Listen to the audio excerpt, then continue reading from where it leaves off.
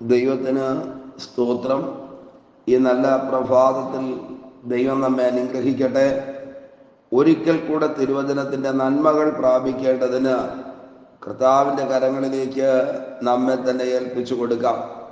ഈ പ്രഭാതത്തിലുള്ള ചിന്തയ്ക്ക് വേണ്ടി മർക്കോസ് സുവിശേഷം 4-ാം അധ്യായം 41-ാം വാക്യം വായിക്കുന്നു. മർക്കോസ് 4:41. അവർ വളരെ ഭയപ്പെട്ടു, കാറ്റും കടലും കൂടെ ഇവനെ അനുസരിക്കുന്നുവല്ലോ, ഇവൻ ആർ എന്ന് തമ്മിൽ പറഞ്ഞു. നമ്മുടെ കർത്താവായ യേശുവിനെ കുറിച്ച് എഴുതിയിരിക്കുന്ന വാക്യമാണ് ഈ രാവിലെയുള്ള ചിന്തയ്ക്ക് വേണ്ടി നമ്മൾ വായിച്ചത്. കുറച്ചു നാളുകളായിട്ട് തന്നെ പിന്തുടരുകയും കുറച്ചു നാളുകളായിട്ട് തന്നെ അനുധാവനം ചെയ്യുകയും ചെയ്യുന്ന ശിഷ്യന്മാർ ഒരിക്കൽ വെളിപ്പെട്ട ദൈവപ്രവൃത്തിക്ക് മുൻപിൽ അത്ഭുത പരതന്ത്രരായിട്ട് പരസ്പരം പറയുന്ന വാക്കാണ് ഈ രാവിലെയുള്ള ചിന്തയ്ക്ക് വേണ്ടി നമ്മൾ വായിച്ചത്. ഇവൻ ആർ എന്ന് തമ്മിൽ പറഞ്ഞു. എന്താ കാര്യമെന്നറിയാമോ? യേശുവിൻ്റെ വാക്കിൻ്റെ മുൻപിൽ കാറ്റും കടലും അനുസരിക്കുവാനിടയായി തീർന്നു. പ്രതികൂലത്തിൻ്റെ കാറ്റും മരണഭീതിയെ ഉയർത്തിവിടുന്ന കടലും നമ്മുടെ കർത്താവിൻ്റെ മുൻപിൽ അനുസരണയോടെ അടങ്ങുവാനിടയായി തീർന്നു. ഇത് കണ്ട ശിഷ്യന്മാർ അവർ ഭയപ്പെട്ടിട്ട് പരസ്പരം പറയുകയാണ്, ഇവൻ ആർ എന്ന് തമ്മിൽ പറഞ്ഞു.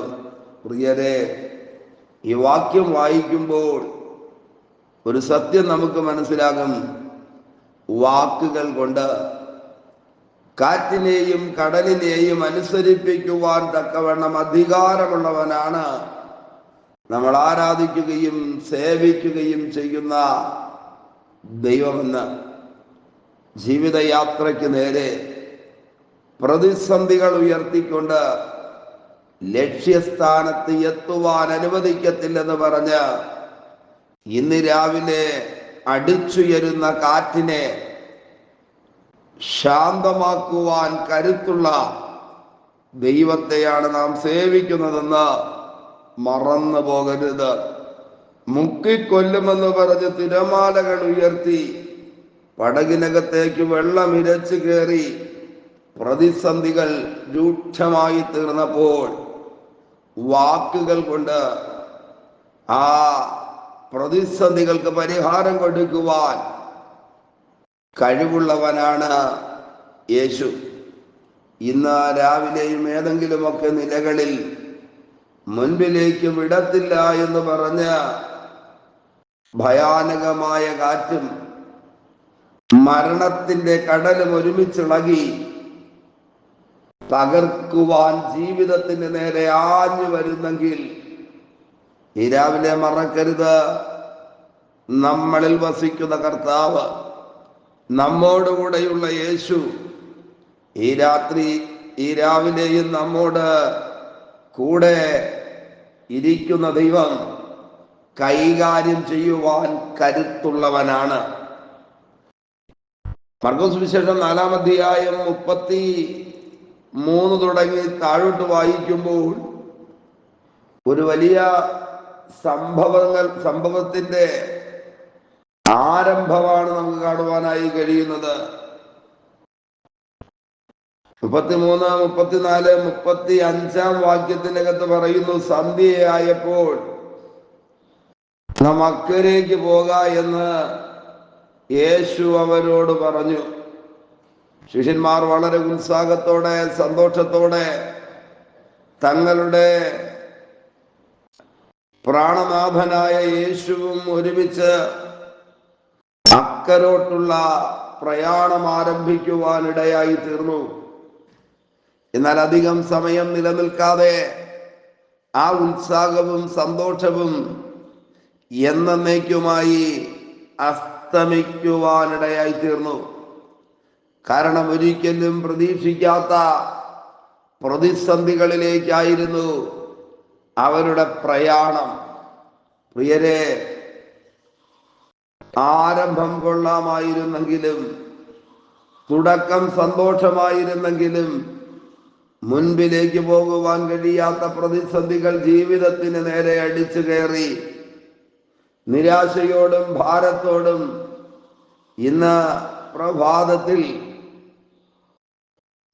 വേദനയോടെ ഇരിക്കുന്ന ആരെങ്കിലും ഉണ്ടെങ്കിൽ ഈ തിരുവചനം നമുക്ക് ഏറ്റെടുക്കാമോ? ആ പടക് ആടുവാനും അലയുവാനും ഒക്കെ തുടങ്ങി. 37-ാം വാക്യം പറയുന്നു, അപ്പോൾ വലിയ ചുഴലിക്കാറ്റുണ്ടായി, പടകിൽ തിര തള്ളിക്കയറിയതുകൊണ്ട്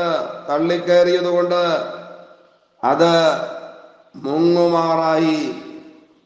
യാത്ര സന്തോഷകരമായിരുന്നെങ്കിലും, ആരംഭം സുഖമായിരുന്നെങ്കിലും, വലിയ തിരമാലകൾ തള്ളി അവർ യാത്ര ചെയ്തിരുന്ന പടകിനകത്തേക്ക് കയറുവാനിടയായി തീർന്നു.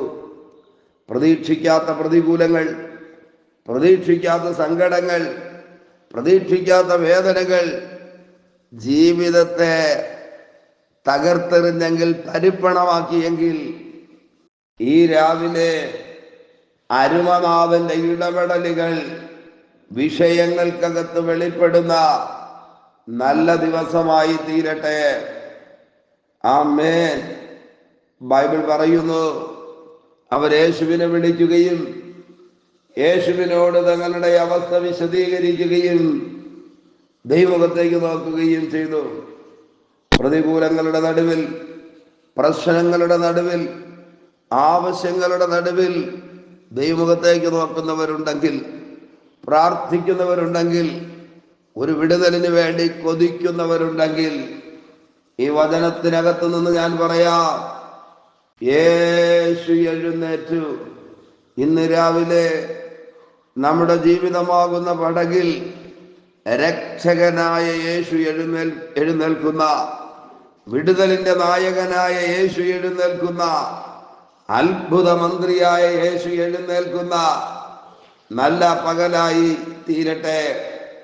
യേശു ആ പടകിനകത്ത് എഴുന്നേറ്റ് കഴിഞ്ഞപ്പോൾ സാധാരണ ഉള്ള കാര്യമല്ല കർത്താവ് പറയുവാനിടയായി തീർന്നത്. മറ്റുള്ളവരിൽ നിന്ന് വ്യത്യസ്തമായി യേശു സംസാരിക്കുകയാണ്. കാറ്റിനെ ശാസിച്ചു, കടലിനോട് അനങ്ങാതിരിക്കുക, അടങ്ങുക എന്ന് പറഞ്ഞു. കാറ്റമർന്നു, വലിയ ശാന്തതയുണ്ടായി. ശിഷ്യന്മാരുടെ ജീവിതത്തിൽ അവർ അഭിമുഖീകരിച്ചു കൊണ്ടിരുന്ന, അവർ കടന്നു വന്നുകൊണ്ടിരുന്ന പ്രതിസന്ധികളിൽ യേശു ഇടപെടുകയാ, പ്രശ്നങ്ങളിൽ യേശു ഇടപെടുകയാ. പരിഹാരം യേശുവിലുണ്ട്. ഇന്ന് രാവിലെ ഒരിക്കൽ കൂടെ ഞാൻ ആവർത്തിക്കാം, പ്രതീക്ഷകളെ കൊല്ലുന്ന, സ്വപ്നങ്ങളെ ഇല്ലാതാക്കുന്ന, യാത്രയെ താറുമാറാക്കുന്ന സകല പ്രശ്നങ്ങളിലും ഇടപെടുവാൻ കരുത്തുള്ളവനാണ് നമ്മുടെ കർത്താവെന്ന് നാം തിരിച്ചറിയാതെ പോകരുത്. കാറ്റമർന്നു, വലിയ ശാന്തതയുണ്ടായി. ഇന്ന് രാവിലെ ശാന്തതയും സ്വസ്ഥതയും വിടുതലും അനുഭവിക്കുവാൻ കഴിയുന്ന അനുഗ്രഹിക്കപ്പെട്ട പ്രഭാതമായി തീരട്ടെ. ഇത് അനുഭവിച്ചവർ, ആമേൻ, വാസ്തവത്തിൽ ആ വിടുതൽ കണ്ടവർ, അവർ വളരെ ഭയപ്പെട്ടു. തങ്ങളോടൊപ്പം പടകിൽ കൂടെയുള്ള, ഇന്നലകളിൽ കൂടെ നടന്ന യേശുവിലേക്ക് അവർ ഉറ്റുനോക്കിയിട്ട് പറയുകയാണ്, കാറ്റും കടലും കൂടെ ഇവനെ അനുസരിക്കുന്നല്ലോ. ഇന്ന് രാവിലെ അന്തരീക്ഷ ശക്തികളെ പോലും നിയന്ത്രിച്ചു നിർത്തുവാൻ കരുത്തുള്ള മഹാദൈവത്തെയാണ് നാം സേവിക്കുന്നത്. ഇവൻ ആർ എന്ന് തമ്മിൽ പറഞ്ഞു. ഞാൻ ഒരു വാക്ക് പറഞ്ഞ് അവസാനിപ്പിക്കാം.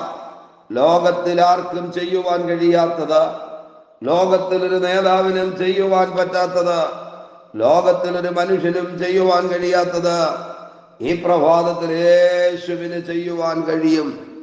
ദൈവകരങ്ങളിലേക്ക് ഏൽപ്പിക്കാമോ? ദൈവമുഖത്തേക്ക് നോക്കാമോ? ദൈവപ്രവൃത്തിയും ദൈവിക വിടുതലും ഇന്ന് രാവിലെ നമ്മുടെ ജീവിതത്തിൽ നടക്കട്ടെ.